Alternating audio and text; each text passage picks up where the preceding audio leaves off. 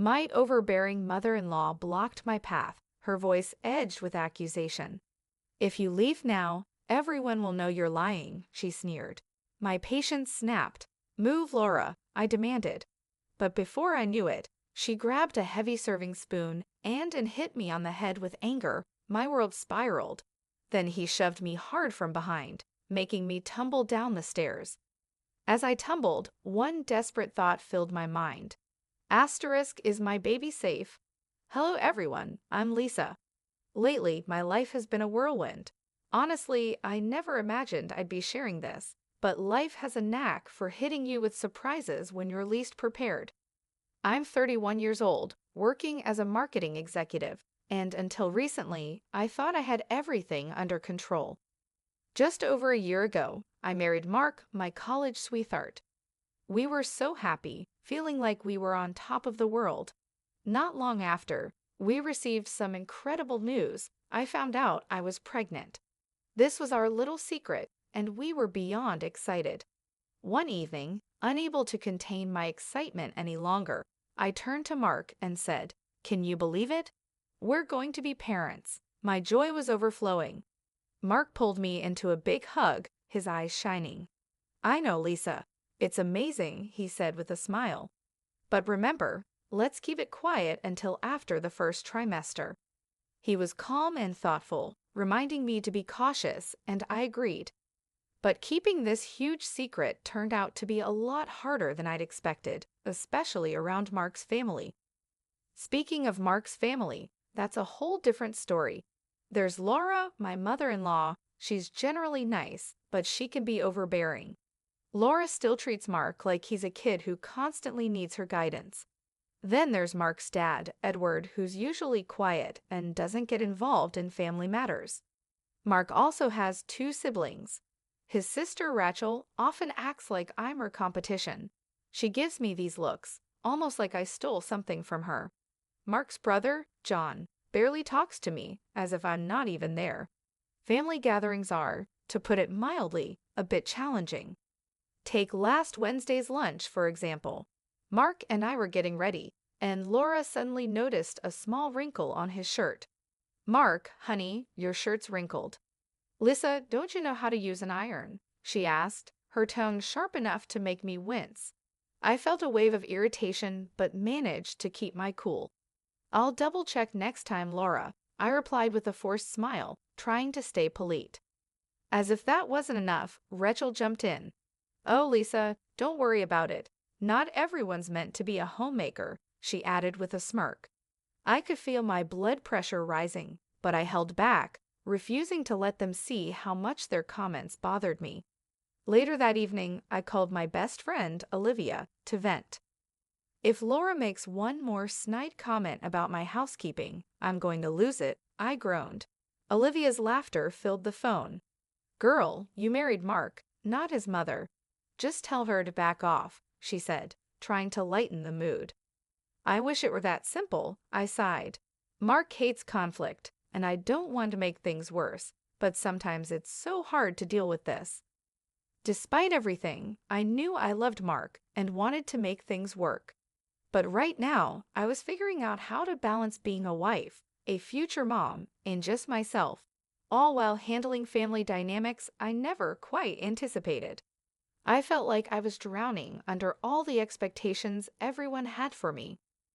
My friend Olivia is always the voice of reason.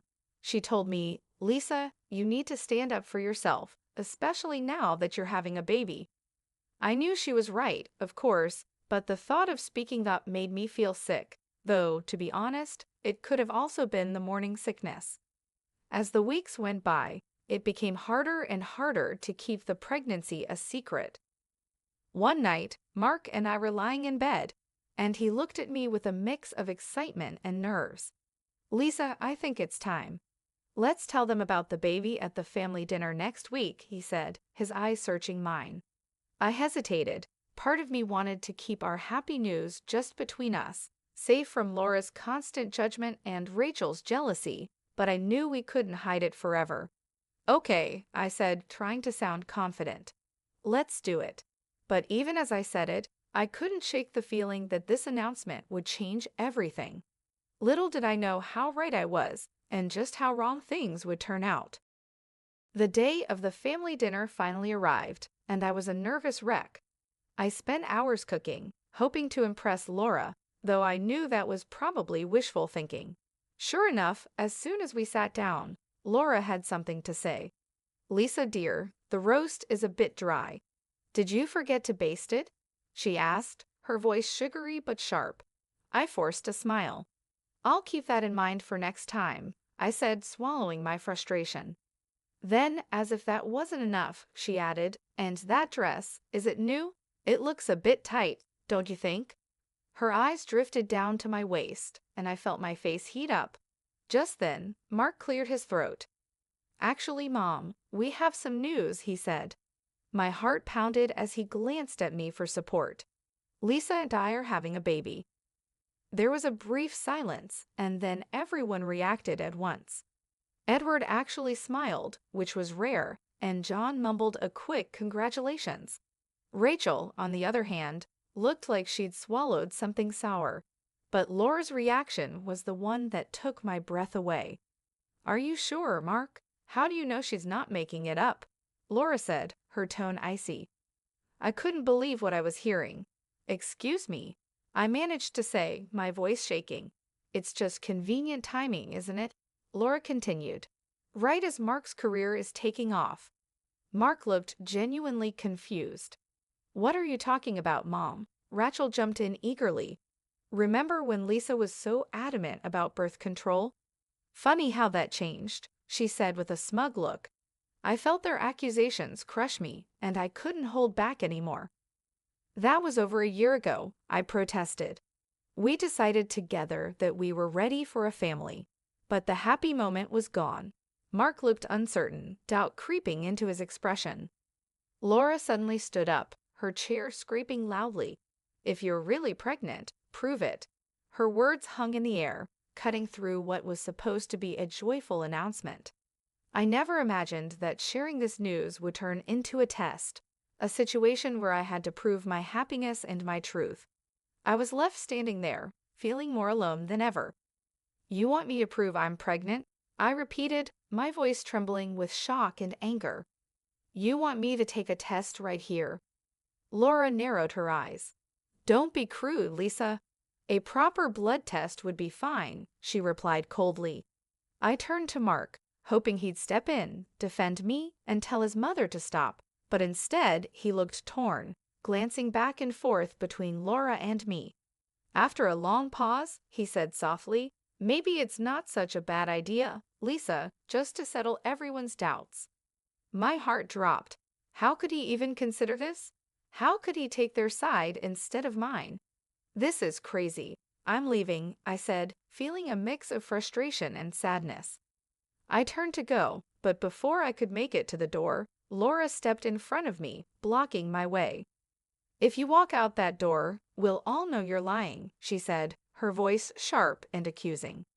"Get out of my way, Laura," I said, my voice rising. But suddenly, everything changed. It all happened so quickly, yet in slow motion. Laura grabbed a serving spoon from the table and struck me hard on the head. Pain surged through me as she then shoved me backward, sending me tumbling down the stairs. My world spun before everything went dark. When I opened my eyes, I was lying in a hospital bed, feeling disoriented and in pain. Tears rolled down my face as I replayed what had just happened. Laura's cold expression, Rachel's smug face, Mark's hesitation, and John's failed attempt to stop his mother. All of it swirled in my mind, filling me with a sense of betrayal I'd never felt before. As the ambulance rushed me to the hospital, one question filled my mind. Was my baby okay? And even if everything was fine, could I ever trust my husband or his family again? When the ambulance reached the hospital, I was taken straight to the emergency room. Doctors and nurses moved quickly around me, speaking in medical terms I didn't understand. The only thing I cared about was whether my baby was safe. I felt terrified and helpless, clinging to the hope of good news. Hours later, I woke up to the steady beeping of hospital monitors. A doctor stood beside my bed, smiling gently. "Miss Carter, you're awake. I have good news. Your baby is safe. You're both going to be okay." A wave of relief washed over me, but it was quickly replaced by anger as I remembered why I was there. This was supposed to be a joyful time in our lives, a celebration of our growing family, but instead, I'd been forced to defend myself against accusations from the very people who were supposed to be my family. I glanced over and saw Mark standing by my bedside, his face pale and filled with regret. "Lisa, I'm so sorry," he whispered, but his words felt hollow. How could he apologize now, after allowing his family to doubt me, after standing by while I was hurt? I turned away, realizing that things would never be the same. In that moment, I knew I'd have to make some tough decisions about who I could really trust and what kind of life I wanted for myself and my child. This wasn't just about my baby's safety, it was about protecting our future. Mark tried to explain. "I don't know what happened, Lisa," he began, but I cut him off, anger bubbling up. "What happened?" "Your mother hit me on the head with a serving spoon and pushed me down the stairs. That's what happened." He flinched. "Mom says it was an accident. She was just trying to stop you from leaving." Before I could respond, my best friend, Olivia, rushed into the room. "Lisa, oh my God, are you okay?" She turned to Mark, her eyes blazing. "And you? How could you let this happen?" "It wasn't. I didn't," Mark stammered, but Olivia wasn't having it. "Save it," she snapped, silencing him. She turned back to me, her voice soft. "I'm here, Lisa, whatever you need." Mark looked at me, then stepped out of the room to get some air. As soon as he left, I filled Olivia in on everything that had happened. Her face grew darker with each word. "We're not letting them get away with this," she said firmly. Just then, we heard voices in the hallway. Laura and Rachel were talking. "We just need to convince Mark it was an accident," Laura was saying. "Lisa's always been clumsy, probably faking this whole pregnancy anyway." Olivia's eyes widened, and without a word, she pulled out her phone and started recording their conversation. As their voices faded down the hallway, I felt a new resolve inside me. Enough was enough. "Olivia, I need your help. We're going to fight back," I said, feeling stronger with each word. Over the next few hours, we made a plan. Olivia managed to get a nurse to give us copies of my medical records, which showed clear evidence of my pregnancy and injuries consistent with being hit and pushed. "We should get statements from the hospital staff, too," Olivia suggested. "They can confirm your condition when you arrived." I nodded, though I hesitated. "What about Mark? He's been texting me, full of doubts and clearly still believing his mother." "Forward them to me. It's all evidence, Lisa," Olivia said, her eyes determined as she gathered everything we needed. I took a deep breath and made a call I never thought I'd have to make. "Hello, is this the office of Carol Baker? I need to speak with her about a domestic abuse case." Meanwhile, Olivia returned looking triumphant. "Got it all. Medical records, staff statements, and that lovely recording of Laura and Rachel plotting." I took a deep breath, feeling the weight of everything settling around me. "Olivia, I've made a decision. I'm leaving Mark." Her eyes softened, filled with both understanding and sadness. "Are you sure?" "I have to, for my baby's sake and my own," I replied firmly. Just then, Mark walked back into the room, looking conflicted. "Lisa, can we talk?" "Mom wants to come and apologize," he said, looking at me with pleading eyes. "No, Mark, we can't," I said, cutting him off. "And she can't. I'm done." His face fell, clearly not expecting this. "What do you mean?" "I mean I'm leaving," I said, my voice steady. I watched the shock spread across his face, but I didn't feel any doubt. I had to protect myself and my baby, and that meant leaving behind anyone who didn't have my back. "I can't be part of this family anymore, Mark. It's not safe for me or our child," I said, my voice firm but filled with sadness. "Lisa, please, we can work this out," Mark pleaded, looking desperate. Olivia stepped in, her voice steady and strong. Mark, respect her decision. Mark looked at both of us, stunned, then slowly left the room, looking like he'd been hit by a wave.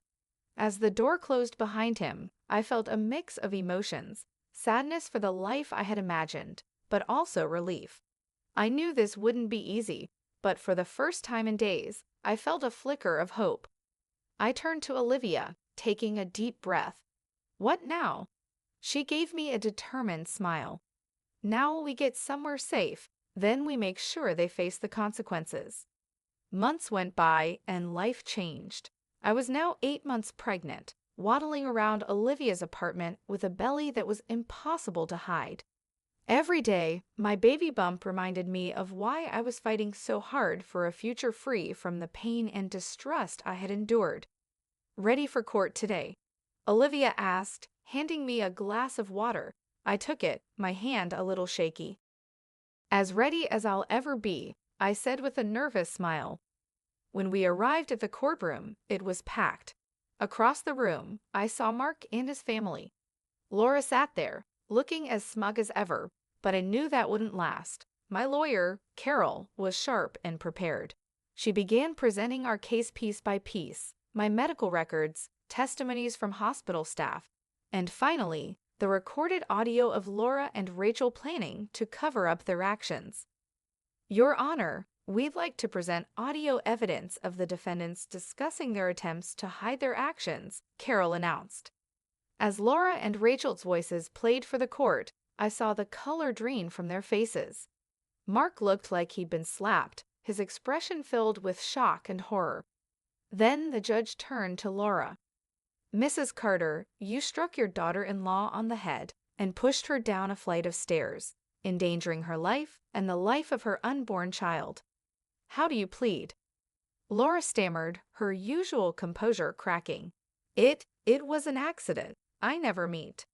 "Save it for your lawyer, Mrs. Carter," the judge interrupted sternly. "You're facing charges of assault and endangering an unborn child." During a break, Mark approached me, looking exhausted and defeated. "Lisa, I had no idea. I'm so sorry. Can we please talk for a moment?" I felt a hint of pity, maybe even a small flicker of regret. But then I remembered those long, painful days in the hospital, how he had doubted me, how he had chosen his mother over me and our child. I shook my head. "No, Mark, your apology means nothing now. You chose your mother over us. There's no coming back from that." His face crumpled, but I held firm. I had a future to protect. Later, the judge's gavel came down with a loud bang. In the matter of Carter versus Carter, this court rules in favor of the plaintiff, Ms. Lisa Carter. She is granted a divorce, full custody of the unborn child, and a settlement of $700,000 for emotional damages and medical expenses. Hearing those words, I felt a wave of relief wash over me. This chapter was finally over. I had fought for myself, for my child, and for a new beginning. I didn't look back at Mark or his family as I left the courtroom. My focus was now on the future, one where I could finally feel safe and start anew. 4 years later, I was busy blowing up balloons for my daughter Emily's 2nd birthday. My little fighter, born against all odds, now happily toddled around, babbling and laughing. Olivia walked in, her arms full of presents, smiling wide. "Where's the birthday girl? Auntie Olivia's got goodies," she said with a big grin. I watched Emily squeal with joy, her eyes lighting up, and I couldn't help but feel a deep sense of gratitude for how far we'd come. So much had changed in my life. I was now running my own marketing business, using my experiences to help others who'd been through hard times tell their own stories. My goal was to give people a voice and turn pain into purpose. Laura was no longer in our lives. She was serving her sentence. Turns out pushing a pregnant woman down the stairs was something the justice system took very seriously. I didn't think about her much anymore. She was part of the past, a chapter I had left behind. More friends started arriving, filling my home with warmth and laughter. These were my people now, the family I'd chosen. Together, we laughed, ate, and celebrated Emily's special day. I felt surrounded by love, And I realized that this was what family was supposed to feel like: supportive, joyful, and safe. As the party wound down, I carried a sleepy Emily to her bed and tucked her in, whispering softly, "Happy birthday, my brave girl. The world is yours, and it's mine too." I kissed her on the forehead, feeling a peace I hadn't felt in a long time. This life, this new beginning, was one that I had fought hard for. It was a life that was safe and happy, and I was determined to protect it. Whatever challenges came next, I knew Emily and I could handle them together. After everything we'd been through, I had no doubt we were ready. Looking back on everything, I'm left with one lingering question. If you were in my position, would you have given Mark another chance? Was it too cold-hearted to turn down his apology, or was it the right step to keep my daughter and myself safe from any potential risks down the line? There's no simple answer here, and everyone's story is unique. But I'd really appreciate hearing what you would have done in my shoes. If you're also facing a difficult choice or know someone who is, sharing your thoughts could be a big help. Please drop your thoughts in the comments below. Your insights could mean a lot to someone going through a similar struggle. If you enjoyed this story, please give it a thumbs up, subscribe to stay updated with more, and leave a comment with your thoughts. Your support means so much, and I love hearing from you. Thank you for watching.